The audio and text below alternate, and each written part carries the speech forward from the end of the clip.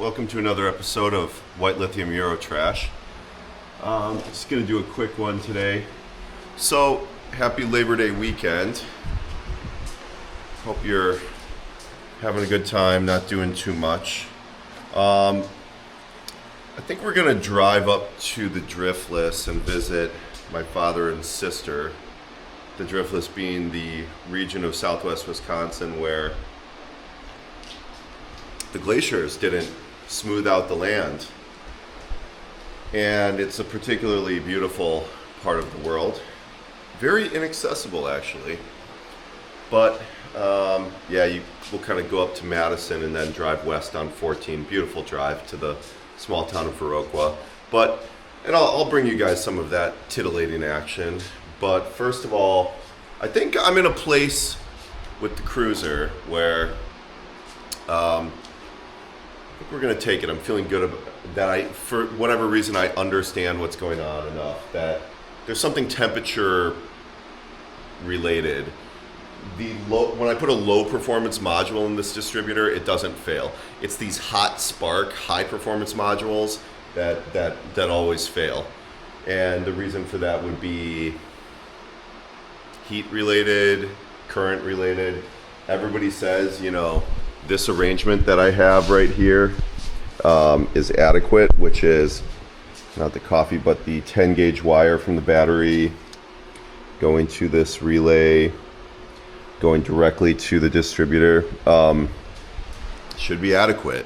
So there's still some confusing answers. But what I want to do this morning really quickly is I'm going to do a valve adjustment, because when I had that side cover off, some of those tappets felt very loose.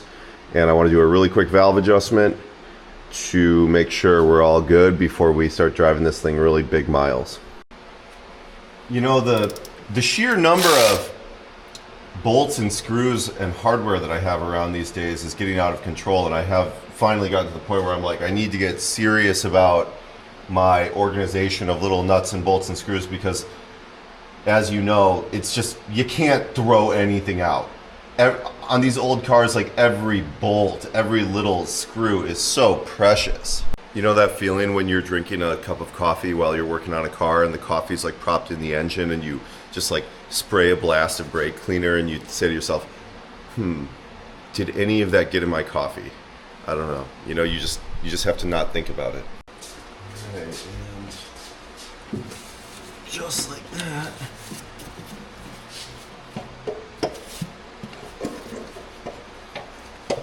Now, is that bent over there? My word. That hasn't been off in a long time because I don't think we can, this little piece. Oh my word. There's a little tab that you would use to raise the engine up or something, and it's bent over to the point where you can't get the valve cover off. This thing right here, that's always a bad sign. One of many, many bad signs about this car. Well, let's hit it with the hand. All right, so with a little help of my problem solvers, I prized it away from there, and I think we're gonna be able to get this off now. Come on, baby. It's still stuck on here. Don't make me move this coolant hose.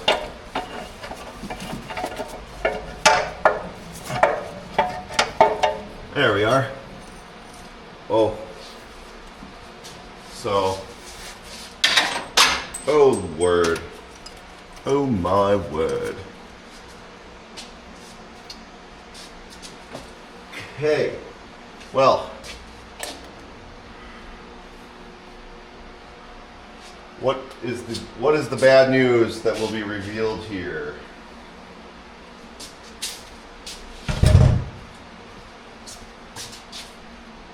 Oh my God. So these are supposed to be about 8 to 14 thousandths of clearance.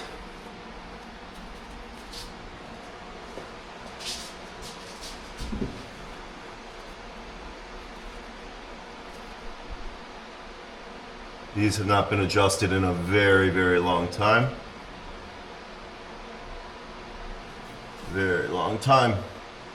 These may have never been adjusted. Never.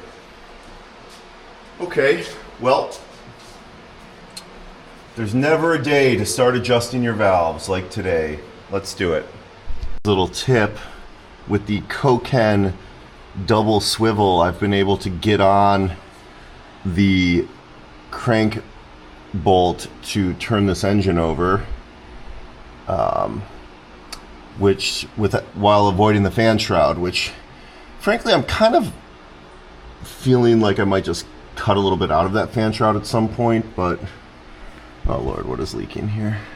All right, so without further ado, we're gonna get out the 14,000th feeler and the 8,000th.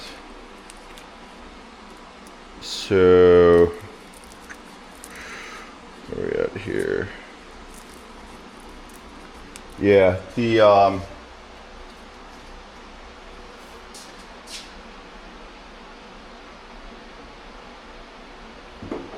14,000ths for the exhaust and 8,000ths for the intake. So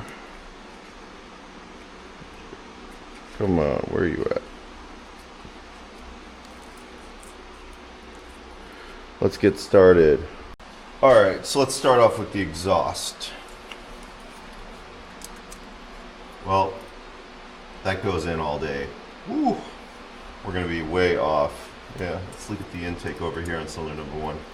A little bit closer, but still a mile off. So this thing, I bet this thing's gonna run way quieter when we do this.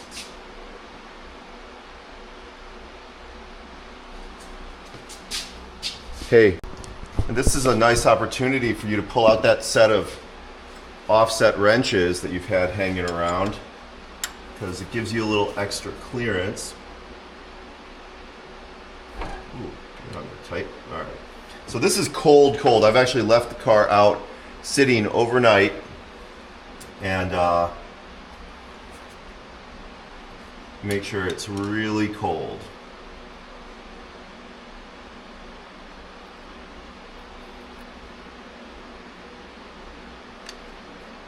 Wow. This has taken a lot.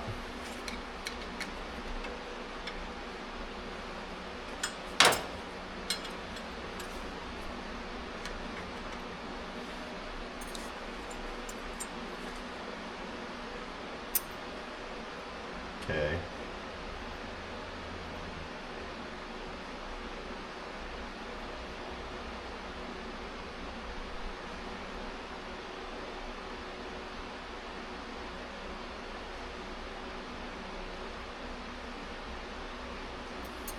There we go. It's the kind of thing also that you need to kind of get the feel for.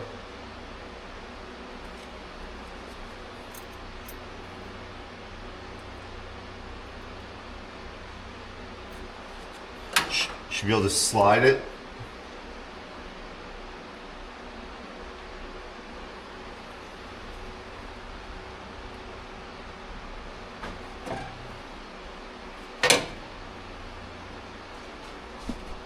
If you look at this one, the intake valve on cylinder 1, look at how much movement there is in that thing.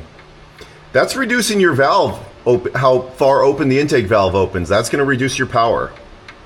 That is a lot. And use your camera as your helping hand. If you don't own one of these, how do you even work on a car? Like, it's you need, everything becomes a two-person job when you don't own the camera. So now I can just, now we see the intake opening. Oh, we don't want that. Okay. Let's get that to release.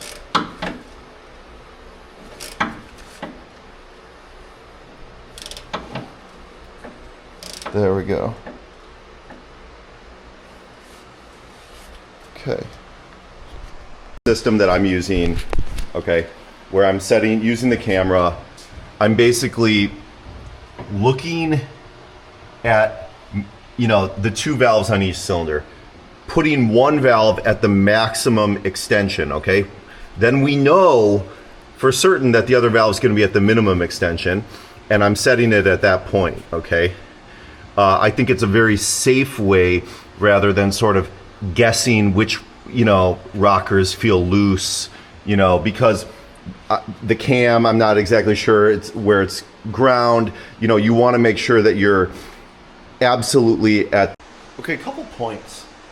You know, going into this, I had expected that the valves at the back of the engine, which I instinctively feel like would run hotter, would be the most out of adjustment, and actually that's the opposite of the case.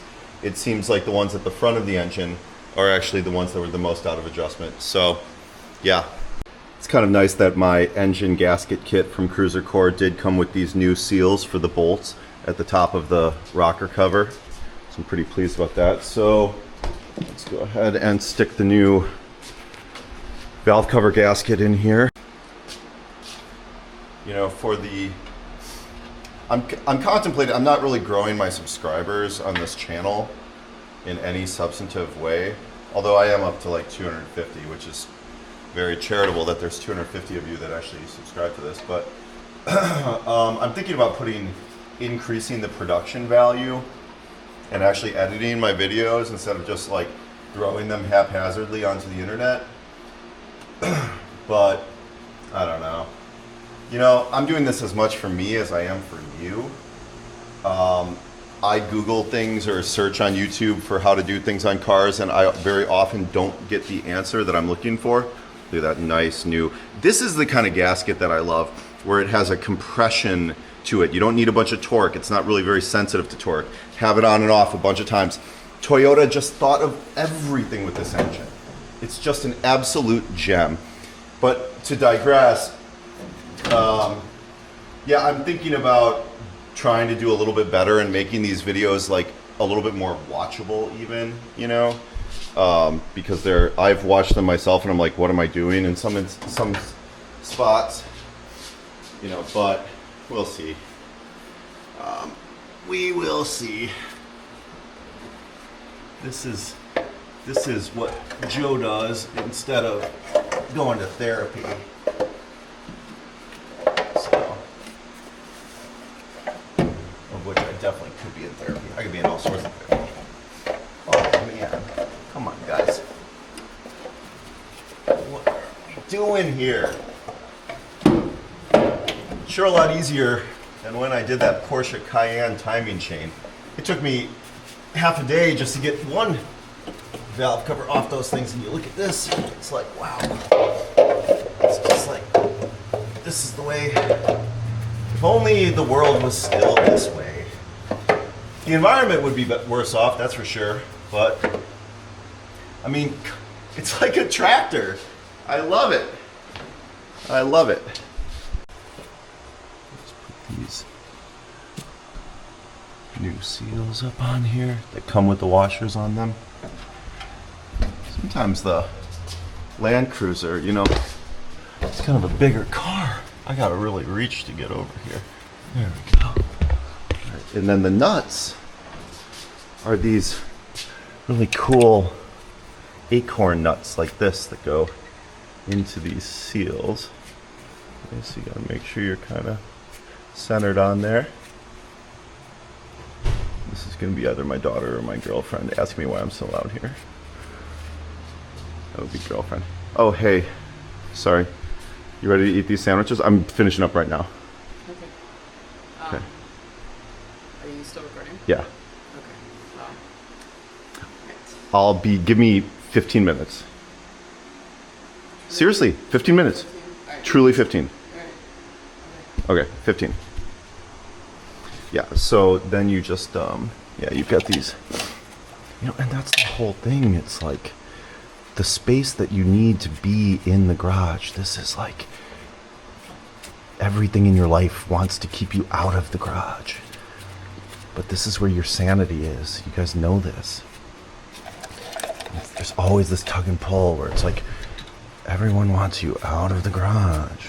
And yes, okay, I do spend a lot of time in the garage, but I need it.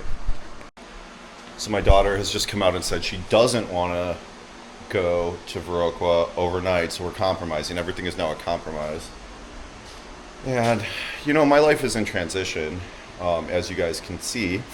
I've talked about my divorce before. You've seen my girlfriend. You can see that I'm in this kind of like age gap relationship where my age gap to my girlfriend is the same as her age gap to my daughter.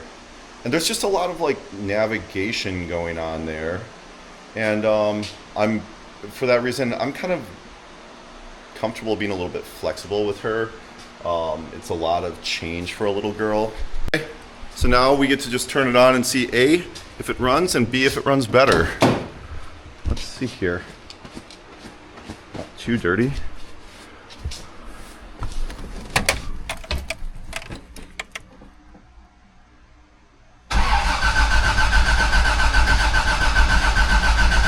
Well, that's not a good start. I don't know if from any previous videos you heard this, but like, listen to how quiet that valve train is now. Oh my word. It is so quiet. And with that, peace out.